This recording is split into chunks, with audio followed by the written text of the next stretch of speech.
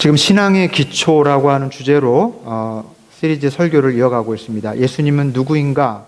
지난 시간에 이어서 두 번째 시간, 오늘은 에베소서에 있는 말씀 가지고 같이 좀 생각해 보겠습니다. 기독교 신앙은 2000년 전 팔레스타인 지방에 살았던 사람들의 예수 체험으로부터 시작이 된 것입니다. 그 체험이 그 사람들의 신앙관, 세계관, 그리고 인생의 방향을 송두리째 바꾸어 놓게 됐죠. 이런 그 경험, 또 이런 현상이 처음에는 사실은 그 유대인들의 회당을 중심으로 유대인 사회에서 진행이 되었습니다. 그러다가 이것이 점점점 로마 제국 전역의 이방인들에게까지도 이제 퍼져 나가면서 일종의 새로운 무브먼트를 일으키게 되죠. 바로 이 무브먼트가 기독교라고 하는 우리가 속한 이 기독교가 탄생하게 되는 그런 원동력이 된 것이죠. 출발점은 예수 체험이었습니다.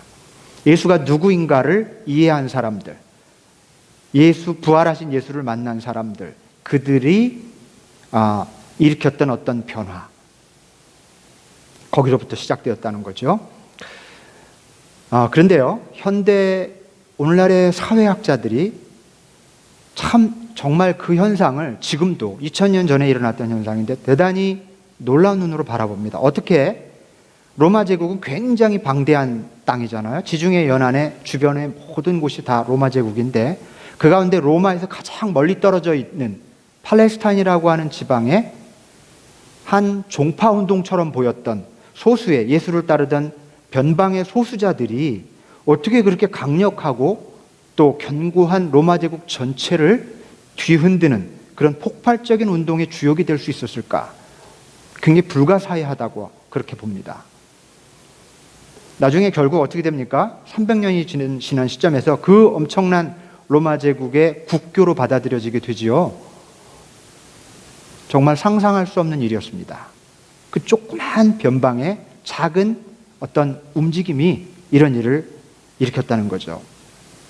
저는 지금까지 한 20년 좀 넘게 목회를 하고 있는데 그동안 설교도 하고 말씀을 읽기도 하고 묵상도 하면서 이제서야 그 놀라운 파워의 본질이 무엇인지를 조금 알 것 같습니다. 어떻게 그런 조그마한 예수 체험이 이와 같은 엄청난 일을 일으킬 수 있었는가? 저는 그것을 오늘 에베소서 본문에서 잘 묘사한 것처럼 예수를 따르는 사람들의 새로운 삶의 방식에 있었다고 믿습니다. 오늘 우리가 함께 읽었던 이 본문을 보면 우리가 보기에는 그냥 좋은 말인 것 같아요. 거짓말하지 말고 마음의 악독을 품지 말고 형제들을 용서하고 할 수 있으면 분노를 가라앉히고 그런 가르침들, 사실은 그 시대에 그런 가르침을 가르치는 어떤 종파도 없었고 그런 삶을 살아가는 어떤 사람도 없었습니다. 정말 그 시대에는 놀라운 새로운 삶의 방식이었다는 것입니다. 미국의 영향력 있는 작가이자 목사입니다. 목사인데 지금은 이제 전업 기독교 작가로 활동하고 있는 브라이언 맥라렌이라고 하는 사람이 있습니다. 이분이 기독교가 현대인들에게 오늘날 외면받고 있는 가장 결정적인 이유가 교회가 삶의 방식을 가르치지 않고 신념 체계를 가르치기 때문이라고 지적을 합니다. 저는 이 의견에 굉장히 동의하는 편입니다.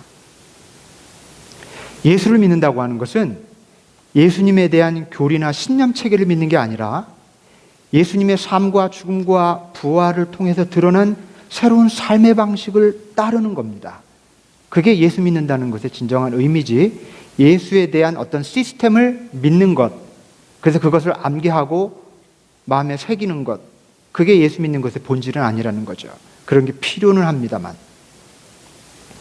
예수님의 삶과 죽음과 부활을 경험했던 최초의 기독교인들이 이후로 로마 제국 안에 살아가는 보통 사람들과 다른 방식으로 살아가기 시작했고, 또 그것이 로마 제국에 충격을 주었습니다. 이것이 기독교 운동의 출발점입니다. 새로운 삶의 방식. 저는 오늘의 교회와 기독교인들에게 이 새로운 삶의 방식이 동일하게 필요하다고 생각합니다. 왜냐하면 오늘날 우리들의 시대는 새로운 신로마 제국이기 때문입니다. 그리고 세상도 교회도 희망이 필요합니다. 그 돌파구는 그 2000년 전에 우리 최초의 기독교인들이 보여주었던 바로 그 새로운 삶의 방식에 있다고 믿습니다. 그러므로 오늘 우리 기독교인들이 이 새로운 삶의 방식을 배우고 익히고 실천해야 합니다. 저는 오늘 이 시간에 지난 시간에 이어서 예수님에 대해서 말씀을 나눈 두 번째 시간인데요. 예수님을 통해서 드러나게 된 이 새로운 삶의 방식이 무엇인지 오늘 좀 같이 여러분과 나누고자 합니다.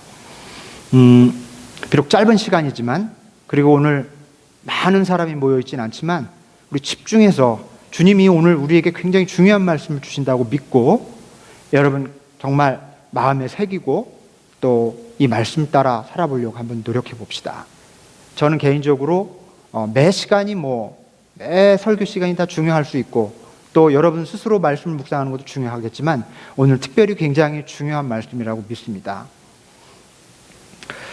세상 모든 사람들이 원하는 게 있어요. 복 받는 것, 그리고 건강하게 사는 것, 그리고 천국 가는 것. 대부분의 종교인들이 이것을 누리기 위해서 자신들이 선택한 종교에 속해서 열심히 빌면서 신앙생활을 합니다. 고등 종교부터 하등 종교에 이르기까지 심지어 샤머니즘까지 예외가 없어요. 그들이 그 종교의 귀위에서 바라는 것은 요약하면 이 세 가지예요. 복 받는 것, 건강하게 사는 것, 그리고 천국 가는 것. 여러분 심지어 종교를 갖지 않는 사람들도 종교인 못지않게 이걸 바랍니다. 갈망해요. 종교에 속했든지 어떤 종교에 속했든지 혹은 종교에 속하지 않았든지 간에 모두가 원하는 이와 같은 갈망을 보편 종교심이라고 한번 불러봅시다. A general mind of faith. general mind. 그냥 누구에게나 있는 그런 어떤 종교심. 그렇게 한번 불러볼게요. 보편 종교심. 여러분 만일 우리가 가진 신앙이 그저 이 보편 종교심에 불과하다면 우리는 꼭 기독교인이 될 필요가 없습니다. 왜냐하면 다른 종교를 통해서도 그런 것들은 얼마든지 추구할 수 있거든요. 심지어 샤머니즘을 갖고 있어도, 심지어 교회 다니지 않고 신앙을 갖고 있지 않아도 추구할 수 있는 것들이에요. 꼭 기독교일 필요가 없어요. 여러분께 단도직입적으로 말씀드립니다. 예수의 복음은 보편 종교심과 다른 것입니다. 그러나 많은 크리스찬들이, 교회 안에 많은 그리스도인들이 보편 종교심의 수준에서만 신앙생활을 하는 것을 보게 됩니다. 그렇다면 한번 좀 질문해 봐야 해요. 여러분 사실은 보편 종교심 자체는 그렇게 나쁜 게 아닙니다. 그것은 인간의 본능과 굉장히 깊이 결부되어 있는 것이기 때문에 도덕적으로 옳다 그르다 그렇게 판단할 수 있는 것은 아닙니다. 복 받고 싶어하고 건강하게 살고 싶어하고 또 나중에 천국 가고 싶어하는 게 그게 무슨 문제가 되겠습니까? 또 이걸 원치 않는 사람이 어디 있겠습니까? 저도 원하고 여러분도 원하는 바죠. 예수님도 그걸 잘 아셨습니다. 그래서 예수님은 blessing, 가시는 곳마다 복을 빌어주셨고요. 또 가시는 곳마다 아픈 사람, 병자들을 고쳐주셨어요. 그리고 하나님 나라, 천국에 대해서 굉장히 많이 말씀하셨습니다. 그러나 예수님은 우리가 놓치지 말아야 될 겁니다. 이것이 바로 복을 그냥 복을 빌어주시기만 한 게 아니에요. 반드시 진정한 복에 대해서 말씀하셨어요. 그냥 병만 고쳐준 게 아니라 영과 육의 온전한 건강에 대해서 꼭 말씀하셨습니다. 그리고 그냥 천국을 말씀하신 게 아니라 새로운 하나님의 나라, 새하늘과 새 땅에 대해서 말씀하셨습니다. 예수님이 보편 종교심을 부정하지 않으셨지만 거기서 반드시 한 걸음 더 나아간 삶을 요청하시고 가르치셨습니다. 보편 종교심에서 한 걸음 더 내디딘 삶, 이것이 바로 최초의 기독교인들이 살았던 새로운 삶의 방식의 내용입니다. 그래서 저는 오늘 이 세 가지, 보편적으로 사람들 누구에게나 있는 그런 보편적으로 가지고 있는 종교심에서 한 걸음 더 나아간 기독교의 복음이 말하고 있는 그것이 무엇인지를 살펴보려고 하는 것입니다. 그냥 복이 아닌 한 걸음 더 나아간 복에 대해서 먼저 좀 말씀드리고 싶습니다. 진정한 복을 추구하는 삶. 유대인들은요, 율법을 잘 지키는 게 복받는 길이라고 생각했습니다. 그렇지만은 예수님은 율법을 잘 지키는 것 여부와 상관없이 하나님의 자녀들은 누구나 복되다고 가르치셨죠. 그래서 유대인들이 죄인이라고 규정한 사람들, 유대인들이 복받지 못한 사람들이라고 규정한 사람들, 날 때부터 눈이 먼다든지 장애를 가졌다니 그런 사람들은 하나님으로부터 저주받았다고 생각하거든요, 유대인들은. 그런데 그들을 복되다고 하셨어요, 예수님이. 그러니까 율법 여부와 상관없이 사람은 생명 자체로 복되다고 선언하신 겁니다. 그리고 옛날부터 유대인들은요, 이 세상에서 크게 성공하는 것이 하나님께 복받은 증거라고 믿어왔습니다. 그래서 유대인들은 어디서 살든지 어느 대륙에서 살든지 정말 악착같이 돈을 벌고 성공하고 영향력 있는 사람이 되려고 해요. 그래서 실제 그런 사람들이 많아요, 유대인들 가운데. 부자도 굉장히 많고 사회적으로 높은 지위에 있는 사람들이 많습니다.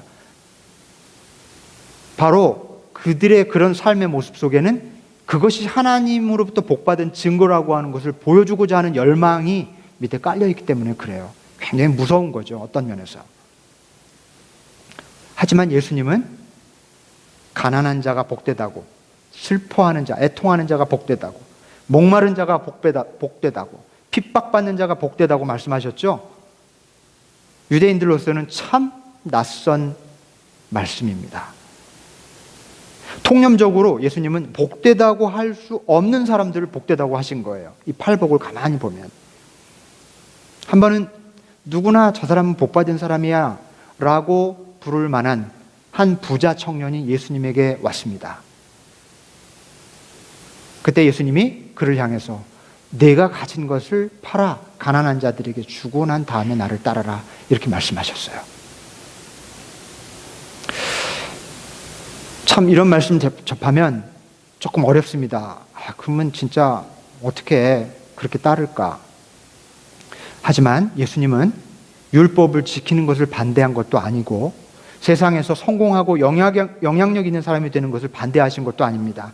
젊은 나이에 큰 부자가 된 사람을 미워하신 것도 싫어하신 것도 절대 아니었습니다. 많은 소유 그리고 큰 성취를 축복이라고 생각하는 유대인들의 그 오랜 습관을 향해서 문제를 제기하신 것뿐입니다. 사실 오늘 우리 사회도 마찬가지예요. 우리도 암암리에 많은 소유 그리고 많은 성취 자체가 복의 증거라고 믿는 습관이 있습니다. 하지만 그것 자체가 복의 증거일 수 없어요. 왜냐하면 아무리 소유가 많아도 불행하게 사는 사람들 여러분 보셨죠? 반면에 많지 않은데 그렇게 부자도 아니고 많이 번 사람도 아닌데 행복하게 사는 사람이 있어요. 또 한편으로는 많은 소유를 가진 부자인데 정말 자기의 소유를 의미 있게 사용하는 행복한 사람이 있고, 또 굉장히 가난한데 끊임없이 마음속에 그 쓴뿌리와 비교와 경쟁과 또 날카로운 그 네거티브한 마음으로 가득해서 불행하게 살아가는 사람도 있습니다.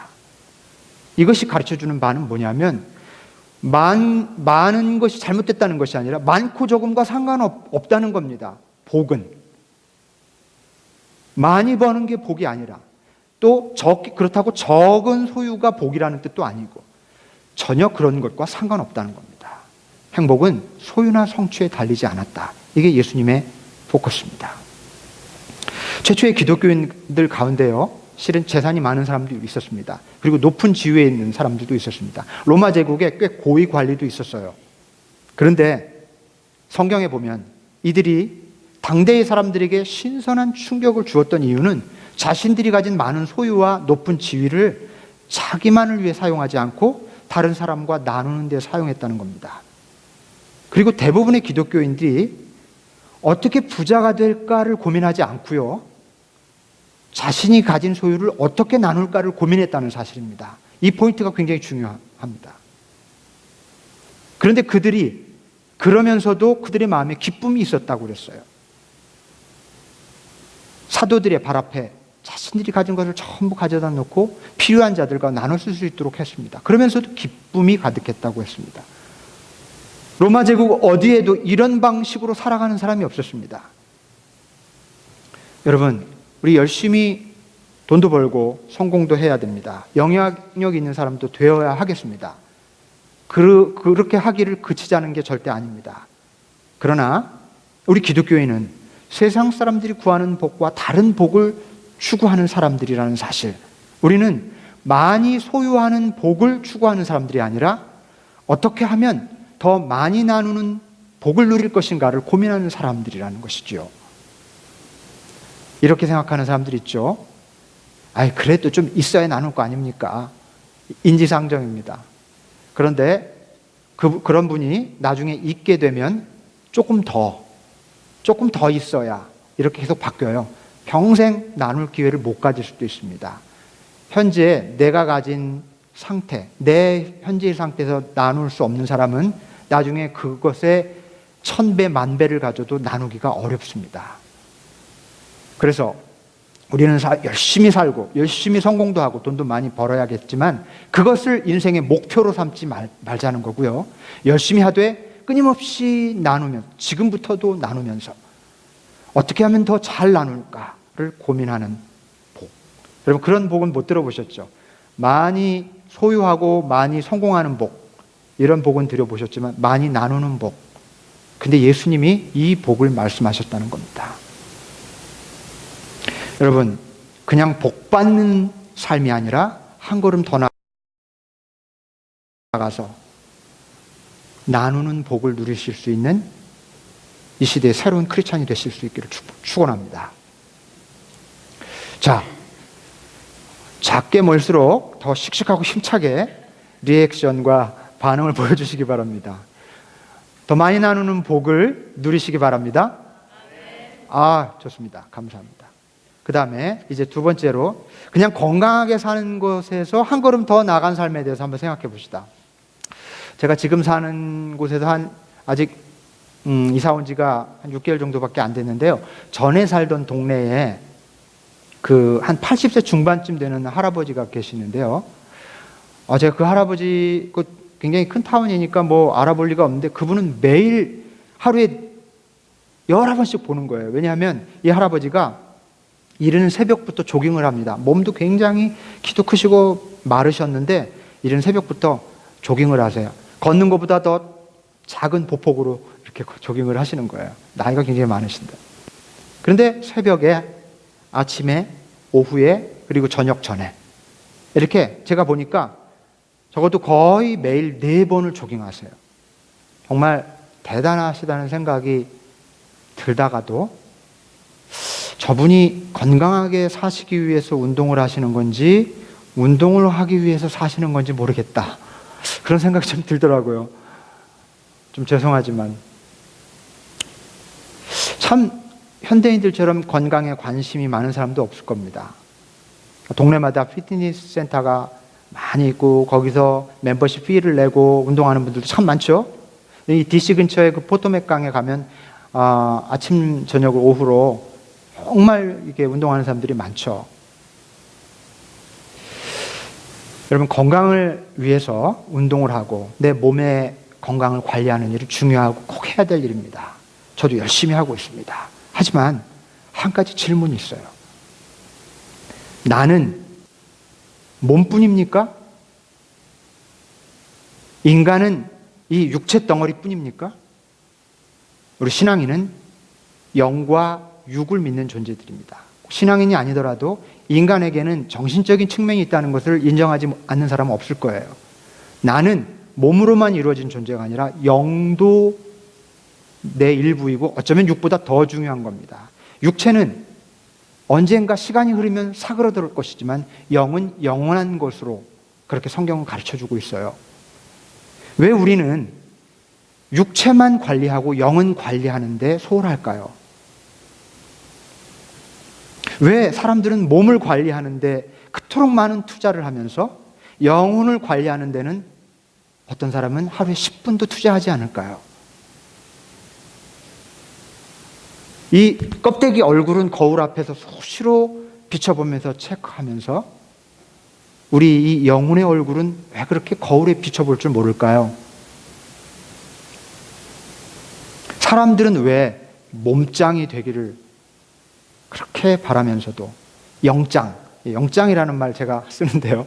영장이 되려고 하는 사람은 없을까요? 심지어 교회 안에서도. 바디 매니지먼트, 피지컬 프랙티스만이 아니라 소울 매니지먼트, 스피리추얼 프랙티스가 반드시 있어야만 진짜 건강한 진정한 건강을 가질 수 있습니다. 여러분, 이거 상식이에요. 근데 우리 너무 육체에만 관심을 갖고 있어요. 저는 진짜 아름다운 사람, 진짜 건강한 사람을 막 다이어트 해갖고 날씬한 몸매를 가진 그 아가씨가 아름다워 보이죠. 육체는. 다 그런 건 아니겠지만 그런 분들은 꽤 많은 경우 되게 신경질적이더라고요. 다이어트를 너무 해서 배가 고프니까 예민해 있죠. 하나도 아름답지 않아요. 그런데 좀 덜 날씬해도 몸을 잘 관리 열심히 하면서도 마음이 참 착하고 아름다운 분들이 있어요. 밸런스가 잘 맞는 그런 존재가 훨씬 아름답지 않나요? 남자도 마찬가지. 우람한 근육을 가진 사람이 바람둥이 하면서 사는 것보다 조금 근육이 적어도 아주 착실하게 인생을 살아가는 사람이 훨씬 아름답고 건강하지 않습니까? 여러분, 육체의 건강에 관심을 쏟아야 하겠지만 한 걸음 더 나갑시다. 우리는 육체만 갖고 있는 존재가 아니라 영도 가지고 있다는 사실. 영과 육이 건강해야 한다는 것. 여러분, 예수님이 육체적으로 연약하고 병든 사람을 만나서 막 고쳐주세요. 그들을 치료해 주셨습니다. 육신의 건강이 중요하다는 것을 주님도 인정하신 겁니다. 그러나 몸의 병을 고쳐주신 후에 언제나 이런 말씀하신 것을 기억하십니까? 내 죄가 사해졌느니라. 내 믿음이 너를 구원하였느니라. 이 어려운 말이 무슨 뜻인가 하면 내가 너 육체를 고쳐준 것 같지만 나는 내 영도 함께 고쳐지기를 원한다. 그리고 네가 나를 만났기에 내 몸뿐만이 아니라 영도 회복되었느니라 라는 뜻입니다. 예수님은 절대 육체만 고쳐주신 게 아닙니다. 육체의 회복만으로는 완전한 회복이 아니라는 거예요. 영과 육이 온전한 상태를 주님은 항상 추구하셨고 염두에 두셨습니다. 여러분, 우리 모두 건강하게 삽시다. 그러나 아무리 몸이 건강하다고 해도 영이 병들어 있다면 건강한 삶은 가능하지 않은 것입니다. 그러므로 건강하게 살기를 원한다면 몸의 건강뿐 아니라 영의 건강도 챙깁시다. 육의 건강이 아닌 영의 건강, 뭐가 있을까요? 여러 가지가 있겠죠. 기도하는 삶, 묵상하는 삶, 나누는 삶, 이번 사순절이 실천하는 모든 것들이 어떤 면에서 영의 근육을 단련하는 일일 것 같아요. 이 사순절 그냥 보내시면 안 됩니다. 영을 튼튼하게 살찌우는 그런 시기로 삼을 수 있기를 바랍니다. 그것이 우리가 살아야 할 새로운 삶의 방식입니다. 자, 이번에는 그냥 천국이 아니라 새로운 진정한 천국, 진정한 하나님 나라에 대한 말씀을 좀 나눠보겠습니다. 어떤 종교나 사람이 죽은 후에 가는 천국이라는 개념이 있어요. 그럼 불교에 천국 개념이 있습니까? 있죠. 극락이라고 해요. 이슬람교에는 4개의 천국이 있다고 그래요. 4층의 천국. 그리고 힌두교는 윤회를 얘기하죠. 그것도 일종의 천국 개념입니다. 그렇다면 우리 기독교의 천국은 어떤 걸까요? 많은 기독교인들이 어느 종교에나 있는 천국 개념과 크게 다르지 않은 천국관을 가지고 있다는 사실은 참 놀랍습니다. 신을 잘 믿거나 착한 일을 하면 천국에 간다고 하는 거. 그죠? 그리고 신을 잘 못 믿으면 나쁜 일을 하면 지옥 간다고 하는 그런 천국관 말입니다. 엄밀히 말해서 이것은 기독교의 천국관이라기보다 인간의 생각 속에 널리 퍼져 있는 보편 종교심에 근거한 천국관입니다. 조금 도전이 되실지 모르겠는데요. 예수님은 공생애를 시작하시면서 하나님 나라에 대해서 말씀하셨어요. 제일 먼저 하나님 나라를 선포하셨습니다. 여기서 하나님 나라는 말 그대로 천국이죠. 하늘나라, 하나님 나라. 예수님 공생애 기간부터 처음 끝까지 하나님 나라에 대해서 계속 말씀하셨습니다. 아시죠? 천국은 이와 같은 이로 시작하는 많은 비유들. 그런데 이 비유들이 가만히 보시면 천국이 어떤 곳인지에 대한 설명이라거나 천국을 어떻게 하면 들어갈 수 있는지에 대한 설명이 아니었어요. 그 비유들은 하나같이 하나님 나라에 걸맞는 삶의 방식을 말하고 있습니다. 한마디로 죽은 후에 가는 천국이 아니라 죽기 전에 미리 누리는 천국에서의 삶의 비결에 대한 말씀을 예수님이 하셨다는 것을 알 수가 있어요.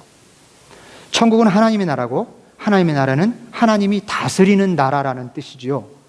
그렇기 때문에 하나님이 다스리는 나라를 죽은 후에 영원히 가서 누리는 것도 천국 생활입니다마는 하나님이 다스리는 삶이라면 지금 우리가 살아가는 이 땅 위에서의 삶 동안에도 우리는 천국을 누릴 수 있습니다. 예수님은 이 삶을 그렇게 할 수도 있다라고 얘기하지 않고 반드시 온전한 천국을 누리려면 죽기 전에 가는 천국을 가기 전에 이 땅 위에서 그런 천국을 누려야 한다고 말합니다.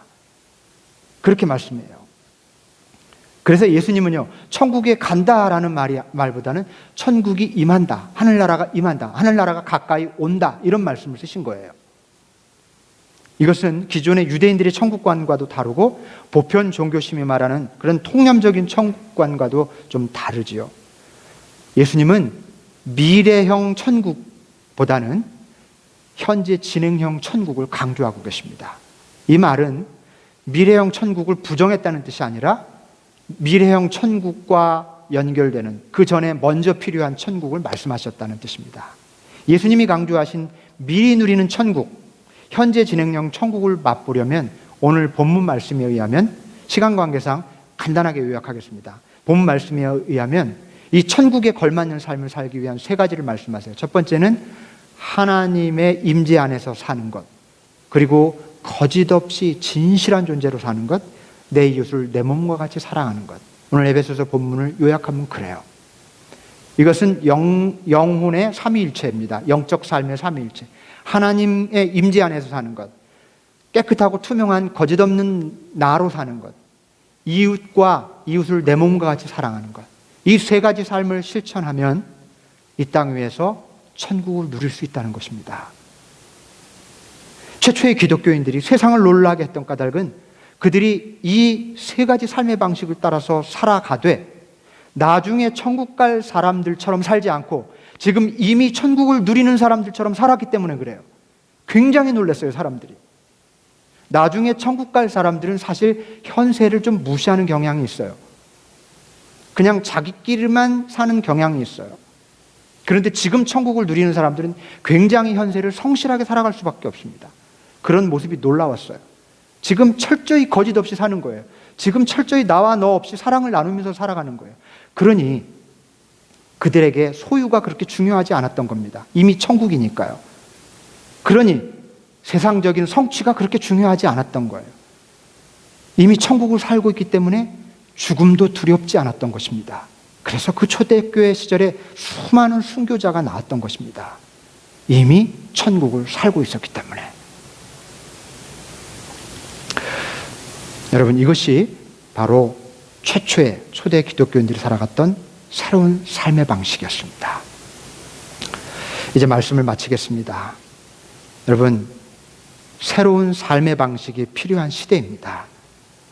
많이 소유하는 복이 아니라 많이 나누는 복을 여러분 추구합시다. 몸만 관리하는 삶이 아니라 몸과 영혼을 관리하는 삶을 살아갑시다. 그리고 나중에 가는 천국뿐 아니라 미리 사는 천국을 우리 한번 살아가 보십시다. 이 새로운 삶의 방식을 따라서 살아가는 사람들을 통해서 하나님은 이 시대에 희망의 역사를 이루어 가실 것입니다. 세상을 향해서, 그리고 쓰러져가는 교회를 향해서. 비록 우리들이 작고 연약하고 부족할지라도 이 새로운 삶의 방식을 따라 살아갈 때 정말 놀라운 일이, 그 옛날에 그 소수를 통해서 로마 제국을 변화시켰듯이 그렇게 살아가는 우리를 통해서 하나님께서 놀라운 일을 이루실 것입니다. 아멘. 아멘. 기도하겠습니다.